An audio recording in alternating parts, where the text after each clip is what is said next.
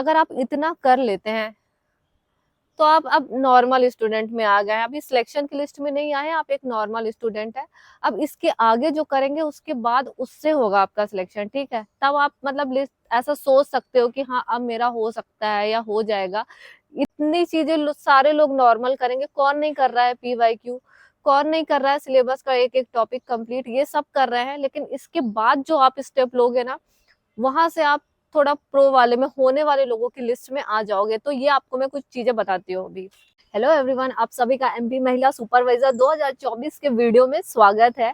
I hope आप लोग अच्छे से होंगे और अच्छे से पढ़ाई कर रहे होंगे। और अगर आप मेरी वीडियो में पहली बार आए हैं तो MP महिला सुपरवाइजर 2024 नाम से मैंने प्लेलिस्ट बना के रखी है, उसमें आप जाके चेक कर सकते हो। वहां आपको सारे वीडियो मिल जाएंगे, सिलेबस क्या है, किससे कितने नंबर का आएगा, कौन सी बुक लिस्ट पढ़नी है, PYQ के लिए कौन सी बुक ले, और भी जो सारे 4 पार्ट है उनके लिए कौन सी बुक ले, ये सारा कुछ। और इसके बाद आप मेरा टेलीग्राम चैनल भी ज्वाइन कर सकते हैं, जहां आपको काफी सारे फ्री नोट्स और PDF मिलेंगे। जैसे PYQ previous year question paper की मैंने PDF डाली है वहां पे, और वो आपको इजीली मिल जाएगा वहां पे। आप वहां से जाके डाउनलोड कर सकते हैं मेरे टेलीग्राम चैनल से और PYQ कर सकते हैं, क्योंकि बहुत सारे लोग बोल रहे थे कि उनको PYQ की बुक नहीं मिल रही है। अब आते हैं वीडियो का टॉपिक, क्या पेपर कठिन आएगा। तो हाँ, इसमें कोई शक नहीं है कि पेपर कठिन आएगा। अगर आप ये बात जितनी जल्दी एक्सेप्ट कर लेते हैं और अपने आप को उसी के अकॉर्डिंग ढाल लेते हैं, उतना ही अच्छा होगा आपके लिए। क्योंकि आपने देखा होगा कि जब हम बोलते हैं कि अरे पेपर बहुत टफ आ गया, हवा नहीं लग रही है पेपर की और कुछ समझ में नहीं आ रहा, मार्क्स कम आ रहे हैं, ठीक है, लेकिन उसके बाद भी ये हर एग्जाम में होता है कि पेपर टफ आता है। जो डेली एग्जाम होते हैं ना, वनडे एग्जाम जो कई दिनों तक चलते हैं, लेकिन उसके बाद भी बहुत सारे लोग सेलेक्ट होते हैं। मतलब जितनी सीट रहती है उतने लोग सेलेक्ट हो जाते हैं और उनका पेपर अच्छा ही बनता है, चाहे पेपर कैसा भी आए। तो इसके लिए आपको बहुत अच्छे से आपकी तैयारी में दम होना चाहिए, तैयारी एकदम आपकी प्रो लेवल की होनी चाहिए, तैयारी बढ़िया होनी चाहिए। और इसके लिए कुछ स्टेप है, अगर आप वो करते हैं तो आपकी तैयारी और भी ज्यादा बढ़िया हो जाएगी। और इसके लिए आपको नोटिफिकेशन से पहले, एग्जाम डेट से पहले अपने आप को तैयार करना पड़ेगा, तभी आप प्रो लेवल की तैयारी कर पाएंगे और इस एग्जाम को निकाल पाएंगे, अगर आपको ये एग्जाम सच में निकालना है तो। तो सबसे पहले एग्जाम का जो फर्स्ट स्टेप होता है, आपको कुछ स्टेप्स में आपको बता देती हूँ। जो फर्स्ट स्टेप होता है वो होता है सिलेबस। सिलेबस एग्जाम का आपको हनुमान चालीसा की तरह याद होना चाहिए। आपको बार बार देखना नहीं पड़े कि अब कौन सा है क्या है, आपको पता होना चाहिए कि फर्स्ट पार्ट में क्या है, सेकंड पार्ट में क्या है, थर्ड पार्ट में क्या है, फोर्थ पार्ट में क्या है। फर्स्ट स्टेप हो गया। सेकेंड है PYQ। PYQ आपको एकदम अच्छे से होनी चाहिए, ठीक है, और उसका अच्छे से एनालाइज करके वो सारे आपको भरने चाहिए। इसके बाद जो आपके सिलेबस का एक एक पॉइंट है, आपके पास कोई भी कोचिंग के नोट्स है या कोई भी बुक जो मैंने सजेस्ट की है, या आप अपने आप से ही खुद लेके बुक से पढ़ रहे हैं, ठीक है, उन वो सारे सिलेबस के अकॉर्डिंग एक एक टॉपिक आपके रेडी होनी चाहिए, है ना, बहुत अच्छे से। अगर आप इतना कर लेते हैं तो आप अब नॉर्मल स्टूडेंट में आ गए हैं, अभी सिलेक्शन की लिस्ट में नहीं आए हैं, आप एक नॉर्मल स्टूडेंट है। अब इसके आगे जो करेंगे उसके बाद उससे होगा आपका सिलेक्शन, ठीक है। तब आप मतलब लिस्ट ऐसा सोच सकते हो कि हाँ अब मेरा हो सकता है या हो जाएगा। इतनी चीजें सारे लोग नॉर्मल करेंगे, कौन नहीं कर रहा है PYQ, कौन नहीं कर रहा है सिलेबस का एक एक टॉपिक कंप्लीट, ये सब कर रहे हैं। लेकिन इसके बाद जो आप स्टेप लोगे ना, वहां से आप थोड़ा प्रो वाले में होने वाले लोगों की लिस्ट में आ जाओगे। तो ये आपको मैं कुछ चीजें बताती हूँ अभी। तो नेक्स्ट आपको क्या करना है, जैसे आपका सिलेबस 4 पार्ट में डिवाइड है, ठीक है। सबसे पहला इसमें पोषण एवं स्वास्थ्य, सेकेंड है सामान्य ज्ञान एवं तर्क शक्ति, थर्ड है प्रबंधकीय कौशल मतलब मैनेजमेंट आपका, और फोर्थ है शिशु की प्रारंभिक देखभाल एवं शिक्षा, इसमें CDP आता है, ओके। तो आपको क्या करना है, ये 4 पार्ट में आपका सिलेबस डिवाइड है।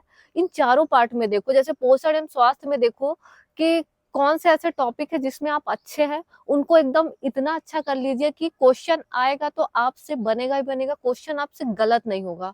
इसी तरह सेकंड पार्ट में भी करना है, सामान्य ज्ञान एवं तर्क शक्ति में।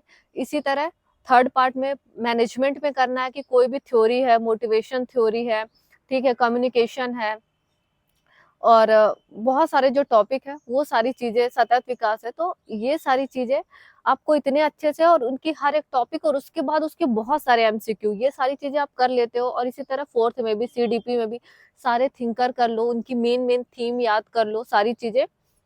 और ये सारे मतलब जो टॉपिक, जिन टॉपिक में आप अच्छे और आपको अच्छे से समझ में आते हैं, उनको आप एकदम बेस्ट कर लीजिए।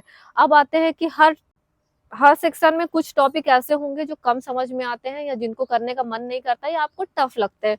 उनको क्या करना है, उनको ये करना है कि देखना है कि प्रीवियस ईयर क्वेश्चन पेपर मतलब पीवाईक्यू में उनसे किस लेवल तक का कितने डेप्थ में क्वेश्चन पूछा गया है। उस डेप्थ से आगे नहीं जाना है क्योंकि वो आपको उतना अच्छा नहीं लगता और समझ में भी नहीं आता।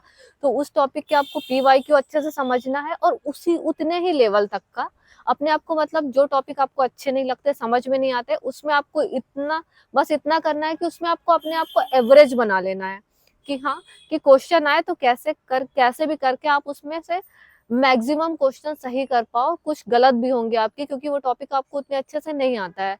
तो जब आप ये करेंगे और डेली ये आपको करना है, ठीक है, अच्छे टॉपिक को और स्ट्रॉन्ग करना है उनके एमसीक्यू के साथ कि वो बनेगा ही बनेगा, वो आपका स्ट्रॉन्ग पॉइंट होगा, ठीक है।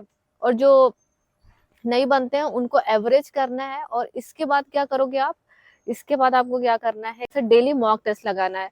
1 से 10 टेस्ट लगाओगे आप तो हो सकता है आपके मार्क्स इतने ज्यादा नहीं आए, लेकिन आपको क्या करना है, आपको डरना नहीं है, अपने आप को डेली इम्प्रूव करना है, ठीक है। अगर आपके 80 नंबर भी आए हैं ना तो आपको हिम्मत नहीं हारनी, आपको ये करना है कि कम से कम 80 तो आ रहा है, उसके बाद आपको डेली इंप्रूवमेंट करना है, डेली एनालाइज करना है। और आपको रिवीजन कैसे करना है, आप एक बार तो पढ़ के नॉर्मल स्टूडेंट में आ जाएंगे, और जब आप मॉक टेस्ट लगाते हैं उस मॉक टेस्ट में जो क्वेश्चन या जिस टॉपिक से आपका क्वेश्चन गलत होगा, फिर जाके उसी टॉपिक को आपको रिवाइज करना है। और वो जो गलत हुआ क्वेश्चन है उसको एक कॉपी में नोट करना है बहुत अच्छे से, और उसको क्वेश्चन के साथ, ठीक है, कि क्या क्वेश्चन है, फिर उसका आंसर कि ये मुझसे गलत हुआ है, और उसको डेली पढ़ने से पहले रिवाइज करना है। तो जो आपकी वीकनेस है वो स्ट्रेंथ में कन्वर्ट हो जाएगी। तो ऐसे डेली आपको मॉक टेस्ट लगाते जाना है जब तक कि आपका पेपर नहीं हो जाता।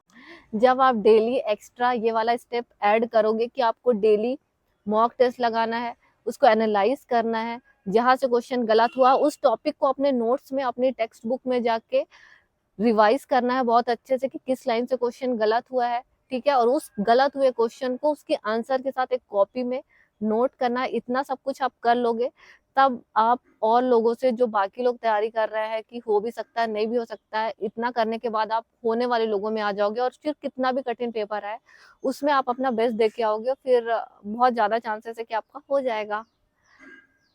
तो ये सारी चीजें आपको करनी है। और आई होप आपको वीडियो पसंद आया होगा। अगर वीडियो पसंद आया तो वीडियो को लाइक कर देना, शेयर कर देना, और चैनल को ज्यादा से ज्यादा सब्सक्राइब कर लेना। मिलते हैं नेक्स्ट वीडियो में, तब तक के लिए बाय।